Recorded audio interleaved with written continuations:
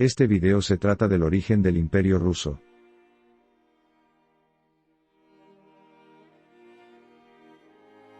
El Imperio Ruso, una de las potencias más formidables de la historia, no surgió de la noche a la mañana, sino de siglos de conflicto, adaptación y ambición despiadada. Sus raíces se remontan a la Rus de Kiev, siglo IX, una federación de tribus eslavas y vikingas que dominó las rutas comerciales entre el Báltico y Bizancio, sentando las bases culturales y políticas de lo que sería Rusia. Sin embargo, su destino cambió para siempre con la invasión mongola en el siglo XIII, que sumió a los principados rusos en 2 siglos de opresión tributaria, pero también los aisló de Europa, forjando una identidad única. La liberación llegó con Moscú, que bajo líderes como Iván III y su nieto, Iván el Terrible, se alzó como el núcleo de un nuevo estado centralizado, expandiéndose vorazmente hacia Siberia y las estepas. La coronación de Iván IV como primer zar en 1547 marcó el nacimiento oficial del Imperio Ruso, pero fue con los Románov, 1613, y visionarios como Pedro el Grande que Rusia se transformó en una potencia europea, construyendo San Petersburgo como su ventana al occidente. Este relato de supervivencia y transformación, entre la herencia eslava, la influencia mongola y las aspiraciones imperiales, es la historia de cómo un territorio fragmentado se convirtió en un gigante que dominaría 1/6 del mundo. Antes de zares y coronas de oro, Rusia fue tierra de mercaderes y conquistadores nórdicos. La Rus de Kiev, siglos del 9 al 13, nació cuando los vikingos suecos, llamados varegos, remontaron los ríos del este europeo en busca de rutas a Bizancio y el mundo árabe, estableciendo puestos comerciales que dominaron el flujo de esclavos, plata y ámbar entre el Báltico y el Mar Negro. Según la crónica de Néstor, el caudillo Rurik fundó en 862 el primer estado ruso en Nóvgorod, pero fue su sucesor, Oleg de Kiev, quien trasladó el poder al sur, conquistando Kiev y unificando a eslavos y varegos bajo un mismo reino. Bajo gobernantes como Vladimir el Grande, 978-1015, la Rus adoptó el cristianismo ortodoxo en 988, importando de Bizancio no solo una fe, sino alfabeto cirílico, arte y leyes que moldearían su identidad. Sin embargo, su estructura descentralizada, una red de principados leales a Kiev, se volvió su talón de Aquiles. Las luchas internas y las incursiones de nómadas como los pechenegos la debilitaron, hasta que el golpe final llegó en 1240 con los mongoles de Batu Khan, que redujeron la madre de las ciudades rusas a cenizas. Aunque desapareció, la Rus de Kiev legó un mito fundacional, la idea de que solo un poder centralizado, y una fe única podrían unir esas tierras. El rugido de los tambores mongoles anunció el capítulo más oscuro de la Rus medieval. Entre 1237 y 1240, las hordas de Batu Khan, nieto de Genghis Khan, barrieron los principados rusos como un huracán de hierro, masacrando ciudades enteras y reduciendo a cenizas joyas como Kiev, Vladimir y Chernigov. La superioridad táctica mongola, arqueros a caballo, guerra psicológica y máquinas de asedio chinas, aplastó a los ejércitos eslavos, fragmentados por rivalidades. Tras la conquista, Rusia quedó encadenada al yugo tártaro. Durante 240 años, los príncipes debieron viajar a Sarai, capital de la Horda de Oro, para arrodillarse ante el Khan y recibir el Yarlik, permiso para gobernar, mientras el pueblo pagaba tributos en plata, esclavos y sangre. Sin embargo, esta opresión forjó el futuro imperio. Moscú, un insignificante puesto fronterizo, ascendió al manipular a los mongoles, recolectando tributos para la Horda y traicionando a rivales como Tver. Iván y Kalita, el bolsilludo, usó esta alianza tóxica para centralizar poder, mientras la Iglesia ortodoxa, exenta de impuestos mongoles, se convirtió en guardiana de la identidad rusa. Cuando el yugo se resquebrajó en 1480, gran estampa sobre el río Ugra, Moscú emergió no como víctima, sino como heredera de la Horda, un estado autocrático, expansionista y obsesionado con la seguridad.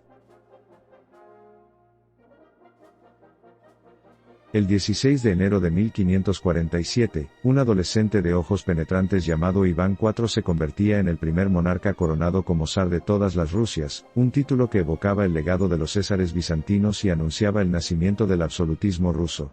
Su reinado, 1547-1584, fue un espejo roto que reflejaba genio y monstruosidad en igual medida. Mientras conquistaba Kazán y Astracán, extendiendo Rusia al Volga y el Caspio, creaba el primer parlamento ruso, Zemsky Sobor, y patrocinaba impresionantes catedrales como San Basilio, también ahogaba el país en un baño de paranoia. La muerte de su amada esposa Anastasia lo sumió en la locura, transformando al zar piadoso en Iván el Terrible. Creó la Oprignina, una guardia pretoriana de mercenarios vestidos de negro que torturaban nobles sospechosos, a menudo inocentes, con métodos como el empalamiento o el hervor en aceite.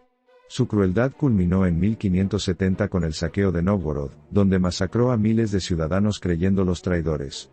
El contraste era aterrador, el mismo zar que abrazaba el arte y la liturgia ortodoxa asesinó a su propio hijo heredero en un arranque de ira, gesto inmortalizado por el pintor Repin. Cuando murió, dejó un imperio expandido pero traumatizado, y una dinastía, los Ruríkidas, al borde del colapso, sembrando las semillas del tiempo de Troubles.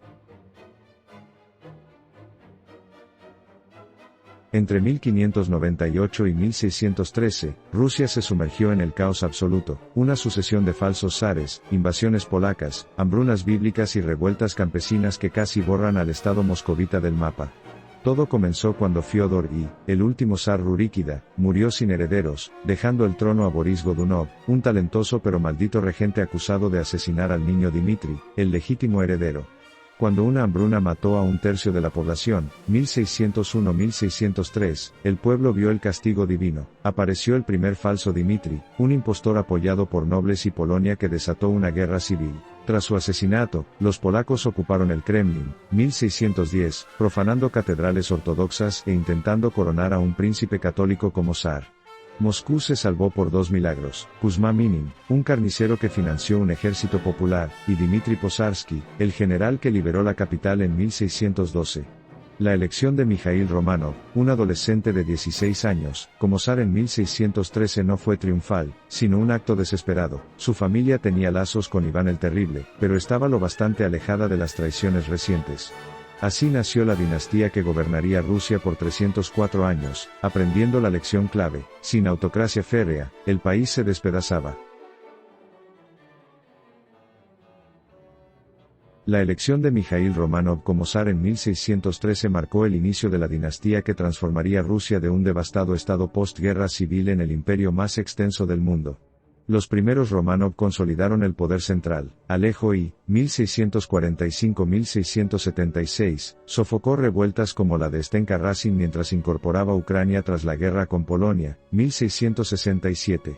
Pero fue con Pedro el Grande, 1682-1725, que Rusia saltó a la escena global. Obsesionado con modernizar su atrasado reino, viajó incógnito por Europa, importando tecnología, tácticas militares y hasta el afeitado de barbas. Fundó San Petersburgo en 1703 como su ventana a Europa, una capital barroca construida sobre huesos de ciervos en tierras arrebatadas a Suecia tras la Gran Guerra del Norte, 1700-1721. Pedro no solo venció al invencible Carlos XII en Poltava, 1709, sino que reformó hasta el calendario, imponiendo el juliano.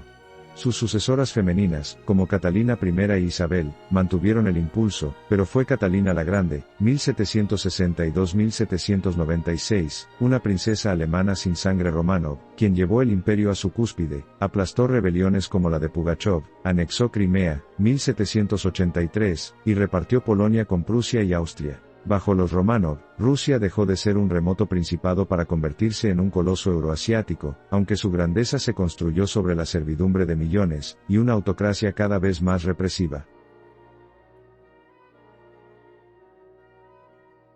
Pedro I, 1682-1725, no gobernó Rusia, la violó, vistió de uniforme militar y la arrastró a la modernidad a hachazos. Obsesionado con convertir su reino de bárbaros en una potencia europea, realizó un viaje incógnito por Occidente, 1697-1698, donde trabajó como carpintero en Holanda, estudió anatomía en Ámsterdam y reclutó a 900 expertos extranjeros. Al regresar, sus reformas fueron un tsunami cultural: prohibió las barbas, impuso un impuesto facial, acortó los caftanes asiáticos, importó patatas y café, y hasta cambió el calendario al estilo juliano. Pero su obra maestra fue San Petersburgo, fundada en 1703 sobre un pantano infestado de malaria donde murieron 30.000 siervos. La nueva capital, con canales venecianos y palacios barrocos, fue su desafío a la vieja Moscú ortodoxa.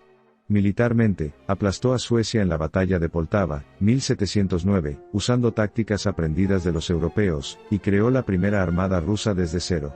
Sin embargo, su crueldad fue legendaria, torturó personalmente a los Streltsí, antiguos guardias rebeldes, y ordenó construir una cabina de curiosidades con cabezas conservadas en alcohol de sus enemigos. Cuando murió, dejó un imperio reconocido internacionalmente, y una nobleza traumatizada que jamás olvidaría que, para Pedro, Rusia era un barco de guerra cuyo capitán no toleraba rebeliones. Nacida princesa alemana sin una gota de sangre rusa, Catalina II, 1762-1796, se convirtió en la mujer más poderosa del siglo XVIII, y en el símbolo del imperio en su cenit. Llegó al poder mediante un golpe palaciego que depuso, y luego asesinó, a su inepto esposo Pedro III, declarándose zarina por voluntad del pueblo, aunque ese pueblo eran solo los nobles que apoyaron su ambición.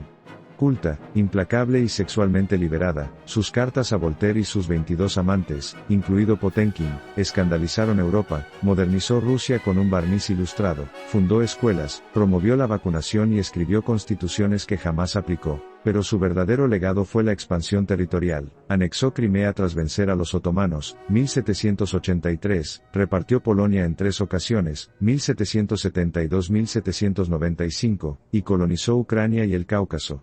Su relación con Potenkin, genio militar y amante, dio origen al mito de los pueblos Potenkin, fachadas pintadas para impresionarla durante sus viajes. Sin embargo, su reinado también tuvo sombras. La rebelión de Pugachov, 1773-1775, donde cosacos y siervos masacraron a 3.000 nobles, la obligó a abandonar reformas sociales y endurecer la servidumbre. Cuando murió, dejó un imperio que se extendía desde el Báltico hasta el Mar Negro, pero también una bomba de tiempo social que estallaría en 1917.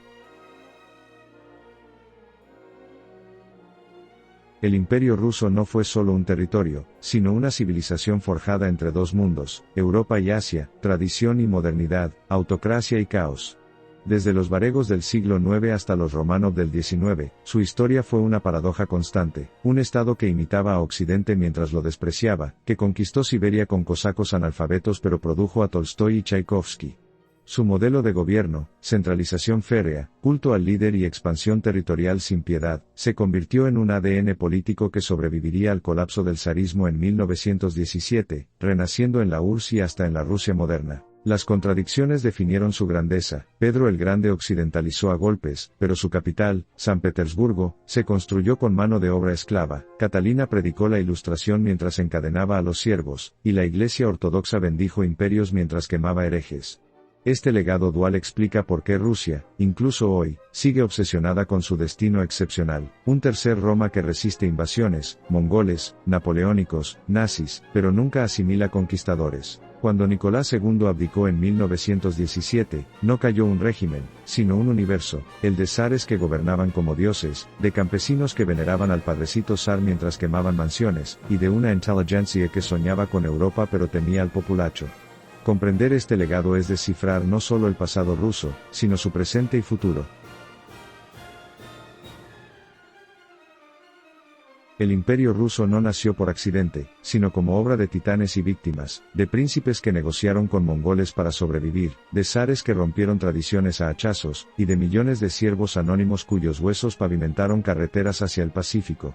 En solo 500 años, Moscovia, un oscuro principado entre bosques, se convirtió en un gigante que dominaría 1/6 del planeta, no por mera conquista, sino por una obsesión única en la historia, la búsqueda de seguridad mediante la expansión infinita. Cada gobernante añadió un eslabón a esta cadena de hierro. Iván III sacudió el yugo mongol, Iván el Terrible inventó la autocracia, Pedro I abrió la ventana que nadie podría cerrar, y Catalina la Grande la convirtió en puerta imperial. Pero este poder tuvo un costo atroz, una sociedad dividida entre una élite europeizada y un pueblo analfabeto, entre la devoción al zar y los levantamientos sangrientos, entre la fe en un destino divino y el miedo a invasiones constantes. Hoy, cuando vemos a Rusia, ya sea como amenaza, enigma o faro cultural, debemos recordar que su esencia fue moldeada por estos siglos de contradicciones. Un imperio que surgió de las cenizas de Kiev, sobrevivió al caos mongol, y se reinventó como potencia global, dejando una lección eterna: Rusia no se comprende, se sobrevive. Si te gustó el video, dale like, comenta y suscríbete para más videos sobre la Rusia hermosa.